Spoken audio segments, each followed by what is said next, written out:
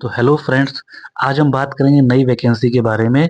तो आप देख भी सकते हैं हाल ही में एसएससी ने कांस्टेबल लेवल पे दिल्ली पुलिस में कुछ वैकेंसी का नोटिफिकेशन को रिलीज़ किया है। तो दोस्तों आज के वीडियो में हम जानेंगे कौन इस फॉर्म को फिल कर सकता है, क्या इसका एलिजिबिलिटी क्राइटेरिया है, कैसा इसका एग्जाम पैटर्न रहने वाला और क्या इसकी फीस रहने वाली है। तो दोस्तों अंत तक बने रहें हमारे साथ इस वीडियो में। तो चलिए दोस्तों स्टार्ट करते हैं। तो सबसे पहले आपको बताता चलूँ ये फॉर्म है ऑलरेडी फिल होना स्टार्ट हो चुका है। ये फॉर्म आपका स्टार्ट हुआ है 22 सितंबर से फिल होना और इस फॉर्म की जो लास्ट डेट है वो आपकी रहने वाली 21 अक्टूबर। बाकी आप देख सकते हैं इन्होंने जो पेमेंट के लिए हमेशा एक दिन एक्स्ट्रा मिलता है, वहाँ भी देखिए यहाँ भी एक दिन एक्स्ट्रा ही मिला हुआ है। जो आपकी ऑनलाइन पेमेंट की लास्ट डेट है वो आपकी रहने वाली है 22 अक्टूबर। बाकी करेक्शन के लिए भी विंडो खोली जाएगी, जैसे आपके फॉर्म में कुछ गलती हो जाती है उसके लिए सेपरेट विंडो खोली जाती है। तो आप देख सकते हैं जो करेक्शन की विंडो आपकी ओपन होगी वो आपकी खुलेगी 29 से लेके 31 अक्टूबर के बीच में। ठीक है दोस्तों, अगर मैं एग्जाम की बात करूं तो इन्होंने अभी कोई डेट फिक्स नहीं बताई कि आपका एग्जाम कब होगा, पर टेंटेटिव डेट बता के रखी है कि आपका जो एग्जाम है वो दिसंबर या जनवरी में हो सकता है। चलिए दोस्तों आगे बात करते हैं। आगे देखिए सैलरी की बात करते हैं। तो आप देख सकते हैं जो आपकी जॉब है ये लेवल 3 की जॉब है, यानी ग्रुप सी की जॉब है। अगर मैं बात करूं जैसे एसएससी के और भी एग्जाम होते हैं, जैसे एमटीएस एक एग्जाम कंडक्ट कराता है एसएससी और 10+2 भी कंडक्ट कराता है। तो एमटीएस में जो आपकी सैलरी रहती है वो लेवल 1 पे रहती है, यानी 1800 ग्रेड पे रहता है लेवल 1 का। और जो 10+2 पे एसएससी कंडक्ट कराती है पेपर, उसमें भी जो आपका मोस्ट ऑफ पोस्ट है उनका जो ग्रेड पे रहता है, मतलब जो आपका लेवल रहता है वो 2 रहता है। तो आप कह सकते हैं उन दोनों पोस्ट के कंपेयर में यहाँ पे जो आपका ग्रेड पे है या फिर जो लेवल है वो एक ऊपर है। यहाँ पे आपको जो जॉब मिल रही है वो लेवल 3 की मिल रही है। लेवल 3 पे इन हैंड कितनी सैलरी बनती है वो भी मैं आपको यहाँ पे लिख के दिखा दूंगा, ताकि आपको रफली आइडिया मिल जाए कि आपकी इन हैंड सैलरी कितनी होने वाली है। चलिए दोस्तों बात करते हैं आगे इम्पोर्टेंट पॉइंट पे कि आपकी कितनी वैकेंसी रहने वाली है इस पोस्ट में। तो आप यहाँ देख भी सकते हैं कि आपकी टोटल वैकेंसी वो 7,500 से ज्यादा है। यहाँ पे देखिए चार्ट पूरा बना हुआ है, पूरा मेंशन करके दिया है एसएससी वालों ने।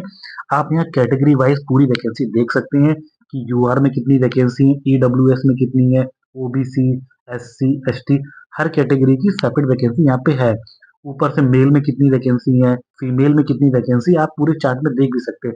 अगर मैं यूआर की वैकेंसी की बात करूं तो आप देख सकते हैं यूआर की वैकेंसी आपकी 3174 टोटल वैकेंसी की बात कर रहा हूँ। वैसे ही आप देखिए ईडब्ल्यूएस की टोटल वैकेंसी है 756, ओबीसी की टोटल वैकेंसी यहाँ पे आपकी 1608। तो आप इस चार्ट में आप देख सकते हैं ठीक ठाक वैकेंसी रिपोर्ट की है एसएससी ने कांस्टेबल लेवल पे। चलिए दोस्तों, अब एज की बात किया जाए कि मतलब कितनी उम्र रहनी चाहिए इस फॉर्म को फिल करने के लिए। तो आपकी जो एज लिमिट है वो रहनी चाहिए 18 से 25, यानी आपकी मिनिमम एज जो है वो 18 साल से अब छोटे नहीं होने चाहिए और मैक्सिमम जो एज है वो 25 साल, यानी 25 साल से बड़े नहीं होने चाहिए। मैं ये बात मैं यूआर कैटेगरी के लिए बात कर रहा हूँ। बाकी S C S T OBC और स्पोर्ट्स कोटे इनमें अलग छूट मिलती है, वो भी यहाँ पे चार्ट के थ्रू आप प्रॉपर देख सकते हैं कि किस कैटेगरी में कितनी छूट मिलती है। अगर मैं एस सी एस टी की बात करूँ तो आप देख सकते हैं उनको 5 साल की छूट मिलती है, यानी 30 साल तक का कोई एससी एसटी कैंडिडेट है वो इस फॉर्म को फिल कर सकता है। ओबीसी में 3 साल की छूट है, यानी 28 साल तक कोई भी अगर ओबीसी कैंडिडेट है वो इस फॉर्म को फिल कर सकता है। वैसे ही देखिए यहाँ पे स्पोर्ट्स पर्सन के लिए भी 5 साल की छूट दी गई है। वो स्पोर्ट्स पर्सन जिन्होंने अपने स्टेट को नेशनल लेवल पे या फिर इंटरनेशनल लेवल पे आपने रिप्रेजेंट किया अपनी कंट्री को, तो आपको 5 साल की छूट दी जाएगी। और वैसे ही उसी प्रकार अगर आप कैटेगरी से बिलोंग करते हैं और एक स्पोर्ट्स पर्सन है और सेम वही क्राइटेरिया जैसे आपने अपने स्टेट को नेशनल लेवल पे रिप्रेजेंट किया है या फिर अपनी कंट्री को इंटरनेशनल लेवल पे रिप्रेजेंट किया है, तो आपको 10 साल की छूट मिलेगी एज में।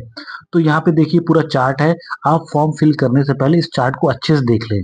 चलिए दोस्तों अगले पॉइंट पे बात करते हैं। अगला पॉइंट ये है कि क्या क्वालिफिकेशन रहनी चाहिए इस फॉर्म को फिल करने के लिए।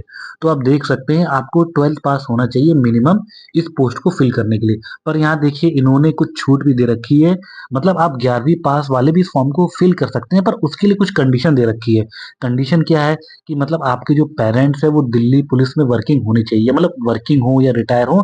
दिल्ली पुलिस से अगर आपके पेरेंट्स वर्किंग या रिटायर हैं तो आप मतलब 1 साल आपको छूट मिलेगी, आप 11वीं पास वाले भी इस फॉर्म को फिल कर सकते हैं उस क्राइटेरिया में।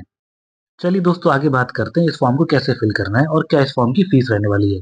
तो देखिए दोस्तों यहाँ पे वेबसाइट आपकी मेंशन है। आपको ssc.gov.in पे जाके अपना ओटीआर यानी वन टाइम रजिस्ट्रेशन करना होगा।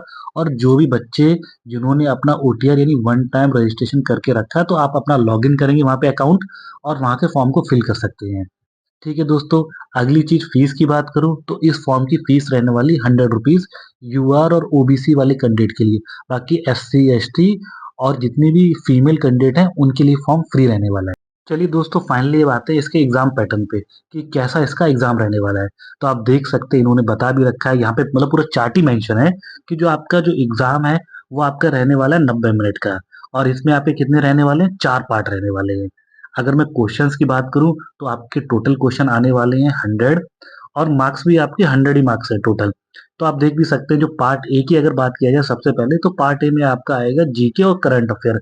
इसके आपके रहेंगे 50 क्वेश्चन और 50 मार्क्स, यानी हर एक क्वेश्चन आपका 1 नंबर का रहेगा, और नेगेटिव मार्किंग भी रहने वाली इस एग्जाम में। आप देखिए यहाँ पे आपकी जो नेगेटिव मार्किंग रहेगी वो रहेगी 1/4, यानी एक क्वेश्चन गलत करने पे आपका 0.25 मार्क्स यहाँ पे काट दिया जाएगा। देखिए, समझ में आ रहा है दोस्तों? देखिए, पार्ट बी में आपका जो सब्जेक्ट है वो आपका रहने वाला रीजनिंग। इसमें आपके क्वेश्चन रहेंगे 25, और ये रहेंगे 25 मार्क्स के, यानी आप कह सकते हैं हर एक क्वेश्चन आपका 1 मार्क्स का है। पार्ट सी आपका मैथ रहेगा। मैथ का देखिए वेटेज बहुत कम है, क्योंकि 15 ही सिर्फ क्वेश्चन आ रहे हैं। तो यानी आप कह सकते हैं आपको मैथ पे ज़्यादा फोकस नहीं करना है इस एग्जाम में। जो ये आपका मेनली एग्जाम रहेगा वो रहेगा आपके जीके और रीजनिंग बेस्ड। और देखिए, पार्ट डी है। पार्ट डी में आपका रहेगा कंप्यूटर, यानी 10 नंबर के आपके कंप्यूटर क्वेश्चन आएंगे बेसिक, जैसे मतलब देख भी सकते हैं कंप्यूटर का बेसिक फंडामेंटल, एमएस वर्ड, और जो भी आपका ब्राउजिंग या फिर इंटरनेट से रिलेटेड कुछ क्वेश्चन होंगे, यानी बेसिक कंप्यूटर आ पाएगी। यानी आप कह सकते हैं पूरे का पूरा आपका एग्जाम बेस रहने वाला है जीके और रीजनिंग पे। जीके दोस्तों आपको पता ही है, आप लूसेंट या कोई भी कोचिंग ज्वाइन कर सकते हैं जहाँ से आप जीके को प्रिपेयर कर सकते हैं, क्योंकि मैंने देखा है एसएससी में मोस्टली जो जीके पूछी जाती है बिल्कुल स्टैटिक डाटा पूछते हैं वो लोग। मतलब आप कह सकते हैं फैक्चुअल डाटा बहुत पूछा जाता है एसएससी में। ये तो दोस्तों हो गई आपके रिटन एग्जाम के बारे में। अब बात करते हैं फिजिकल एग्जाम का कैसा रहने वाला है इस पोस्ट के लिए। चलिए दोस्तों, सबसे पहले मेल के बारे में बात करते हैं कि मेल कैंडिडेट के लिए क्या फिजिकल रिक्वायरमेंट रहने वाली है और क्या इसका फिजिकल एग्जाम रहने वाला है। तो आप देख सकते हैं यहाँ पे इन्होंने एज के हिसाब से बता रखा है कि किस एज तक क्या क्या आपका मतलब फिजिकल स्टैंडर्ड रहेगा। सबसे पहले देखते हैं कि अप टू 30 साल तक, अगर आपकी एज 30 साल तक है तो उसमें देखिए आपको रेस रहेगी जो 1600 मीटर की, वो आपको 6 मिनट में कंप्लीट करना है। लॉन्ग जंप है 14 फीट का है। हाई जंप है आपकी 3 फुट 9 इंच की। बाकी अब देखिए, जो कैंडिडेट आपके 30 से 40 साल के बीच में है उनको ये रेस करनी है कंप्लीट 7 मिनट में। लॉन्ग जंप भी उनकी देखिए 1 फीट कम है, और हाई जंप में भी थोड़ी छूट है। उसी प्रकार जो कैंडिडेट 40 साल से ऊपर के हैं उन्हें ये रेस कंप्लीट करनी है 8 मिनट में। लॉन्ग जंप आपकी रहेगी यहाँ पे 12 फीट की, और हाई जंप भी रहेगी 3 फुट 3 इंच की। ठीक है दोस्तों, ये तो हो गया मतलब क्या आपका फिजिकली प्रोसेस रहेगा स्टैंडर्ड। बाकी देखिए फिजिकली मेजरमेंट, हाइट, उन सब की क्या रिक्वायरमेंट रहने वाली है वो भी इन्होंने यहाँ मेंशन कर रखा है। अगर हाइट की बात किया जाए तो आपकी मिनिमम हाइट रहनी चाहिए इस पोस्ट के लिए, वो रहनी चाहिए 170 सेंटीमीटर। बाकी देखिए 5 सेंटीमीटर की कुछ छूट मिली हाइट में, वो भी किन लोग को मिली है, मोस्टली जो हमारे नॉर्थ ईस्ट के स्टेट के या फिर हिली एरिया के जो भी कैंडिडेट हैं, क्योंकि वहाँ आप जानते हैं हाइट इतनी ज़्यादा होती नहीं है एवरेज हाइट। इसलिए नॉर्थ ईस्ट हो गया, जैसे आपका नागालैंड और ये सब हिमाचल, जितने भी आपके माउंटेन स्टेट हैं वहाँ के कैंडिडेट को आपको 5 सेंटीमीटर की छूट मिलेगी हाइट में, और साथ ही साथ एसटी कैंडिडेट को भी 5 सेंटीमीटर की छूट दी जाएगी हाइट में। ठीक है दोस्तों, चेस्ट की बात की जाए तो चेस्ट आपकी रहनी चाहिए 81 सेंटीमीटर। और दोस्तों बताना भूल गए, जैसे हाइट में 5 सेंटीमीटर की छूट उन बच्चों को भी मिलेगी जिनके फादर मतलब पहले दिल्ली पुलिस में काम कर चुके हैं। ठीक है दोस्तों, उसी प्रकार चेस्ट में भी आप देखिए 5 सेंटीमीटर का रिलैक्सेशन मिलेगा किनको, हिली एरिया को, और प्लस एसटी, और साथ ही साथ उन कैंडिडेट को जिनके पेरेंट्स दिल्ली पुलिस में सर्विंग हैं या फिर रिटायर हो चुके हैं। ये तो दोस्तों हो गई मेल कैंडिडेट की बात। अब बात करते हैं फीमेल कैंडिडेट के बारे में। तो वहां भी देखिए उन्होंने भी, यहाँ भी उन्होंने 3 क्राइटेरिया बना रखे हैं एज के: 30 साल से कम, 30 से 40 साल, और 40 साल से अबव। तो आप देख सकते हैं यहाँ भी इन्होंने रेस के लिए पूरा क्राइटेरिया मेंशन कर रखा है। मैं इसके बारे में ज़्यादा बात नहीं करूंगा, मैं यहाँ चार्ट लगा दे रहा हूँ, तो दोस्तों आप इस चार्ट को अच्छे से देख लीजिए, ताकि दोस्तों आपको फिजिकल स्टैंडर्ड के बारे में प्रॉपर नॉलेज मिल पाए। बाकी दोस्तों मेरा सजेशन तो आपके लिए यही रहेगा कि दोस्तों आप लोग रिटन एग्जाम के साथ साथ फिजिकल की भी अभी से तैयारी करना स्टार्ट कर दीजिए, ताकि आपके सिलेक्शन के चांस यहाँ पे अच्छे हो जाएं। क्योंकि आप जानते हैं इस पोस्ट के लिए बहुत सारे लोग अप्लाई करेंगे, क्योंकि ये पोस्ट दिल्ली की है और आपको लाइफ टाइम दिल्ली में ही रहने वाला है। तो दोस्तों मैंने कोशिश की है अपने इस वीडियो के थ्रू इस पोस्ट के बारे में जितनी भी बेसिक इन्फॉर्मेशन हो सके वो आपको दे पाऊँ। आशा करता हूँ आपको वीडियो अच्छा लगा हो। इस तरह के और वीडियो के लिए बने रहें हमारे साथ हमारे चैनल में। मिलता हूँ दोस्तों आपसे नेक्स्ट वीडियो में। धन्यवाद।